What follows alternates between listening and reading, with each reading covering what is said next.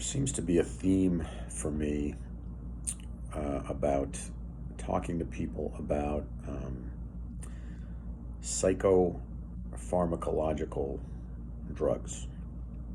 Um, I had a conversation the other day with someone who's on, it sounds like a number of different uh, prescribed medications. And today, was talking with my girlfriend's son who wants to take Adderall because he's having a hard time functioning at school and basically wants an easy way to be able to focus. And I don't know, you know, if I did a good job talking with him or not, but um, I feel like I got the message across that I wanted in a way that hopefully he can hear. Um, and essentially, what I told him was, you're going to do what you're going to do, and I'm not going to ask you to, you know, promise me that you won't take these medications. But um, I told him my story and my experience with Adderall and other uh, medications, um, and basically just said, you know, yeah, like it'll help you in the near term, but the effectiveness uh, wanes, and you're going to have to increase the dose to get the same effect, and that's dangerous. Plus, there can be other physical side effects. Like I one time just passed out um, when I was on Adderall.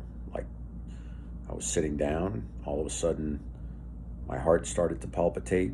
I broke out into a sweat, and next thing I knew, I woke up and I was on the floor, and no more Adderall after that point.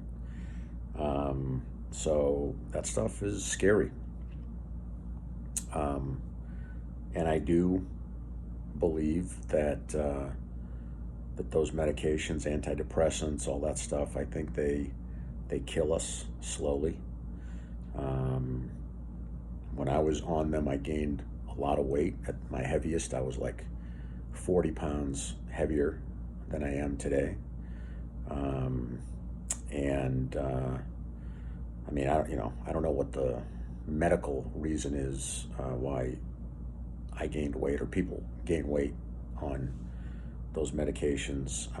But my theory is they basically block your feeling. That's what makes them effective. Like people take them for anxiety or depression, and that's what I was taking them for.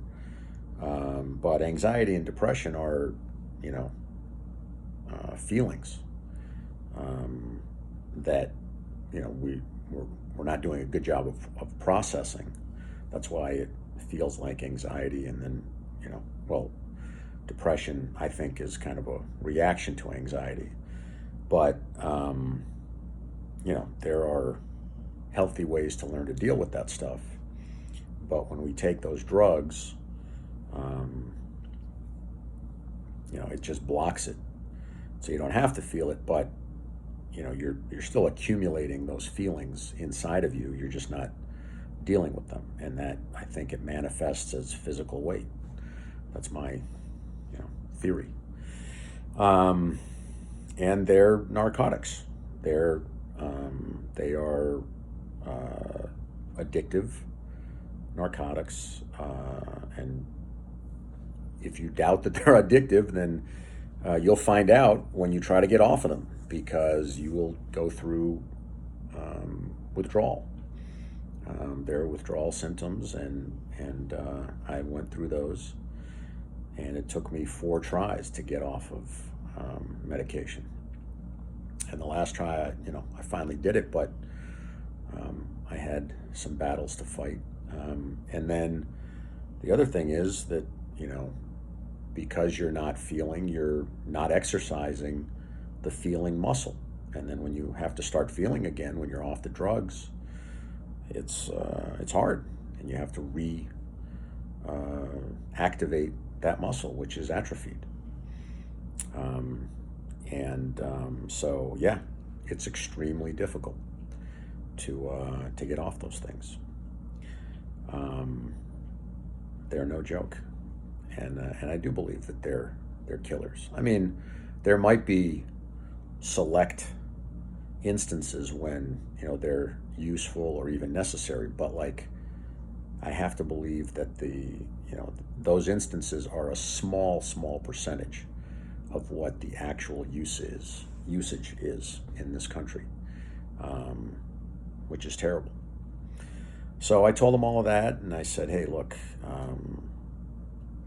you've got a therapist. You're miles ahead of me. He's in college. I wasn't talking to therapists back then. I didn't believe in it. That's the best thing you can do. Talking through your feelings is the best thing that you can do. It's healthy. It's the way to figure out your feelings. So, use that." And that was the one thing that I did ask him to promise me, that he would talk to his therapist about what he's going through. And so